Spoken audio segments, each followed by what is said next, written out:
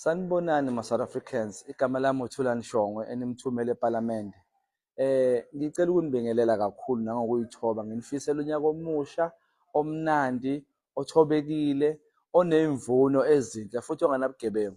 Sizoqala-ke manje sigijimisa ukubopha abantu abagangile onjengoPaul Sullivan, abantu abangafuni ukuthi baziyivakashi la-South Africa but bazenze ngathi elabo lelizwe. Ikakhulukazi sifuna uku-understand-a njengoba izolo besino-General uPhahlana osivezela ukuthi uMr Ufikile Mbalula owayewuminister wamaphoyisa ngalesa sikhathi wamxosha, wamsusa kungendlela efanele.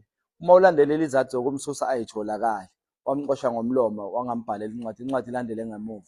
So lokho uma ukulandela uyabona ukuthi wayesuswa ukuze amathenda lawa angafuni ngawo azokwazi ukuthi athathwe. So siyayibona lobugebengu kancane kancane siyabulandelela. Namhlanje sikhuluma noGeneral uKhumalo oyena mseshi onzulu kulento ye-political killing task team.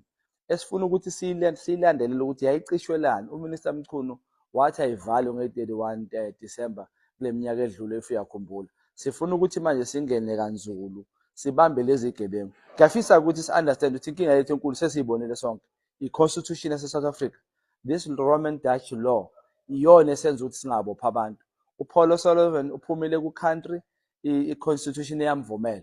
Kanti bekumele uma unecala, if bekuphethe amakhosi noma kuphethe umkhonto wesizwe, uma unecala bozomisa eceleni ukuthi awuphuma usilinde kancane sicede ngawo.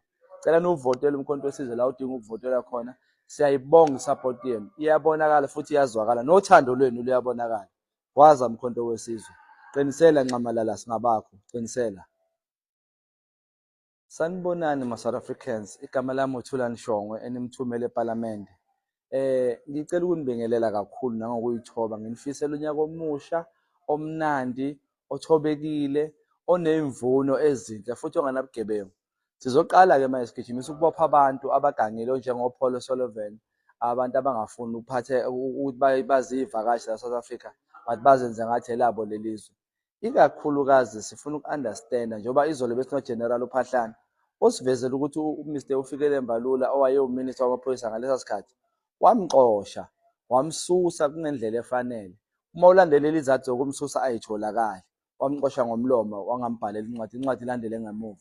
So lokho uma ukulandela uyabona ukuthi wayesuswa ukuze amathenda lawa angafuni ngawo azokwazi ukuthi athathwe. So siyayibona lobugebengu kancane kancane siyabulandelela. Namhlanje sikhuluma noGeneral uKhumalo oyena mseshi onzulu kulento ye-political killing task team. Esifuna ukuthi siyilandelele ukuthi yayicishwelani. Uminister Mchunu wathi ayivalwe nge-31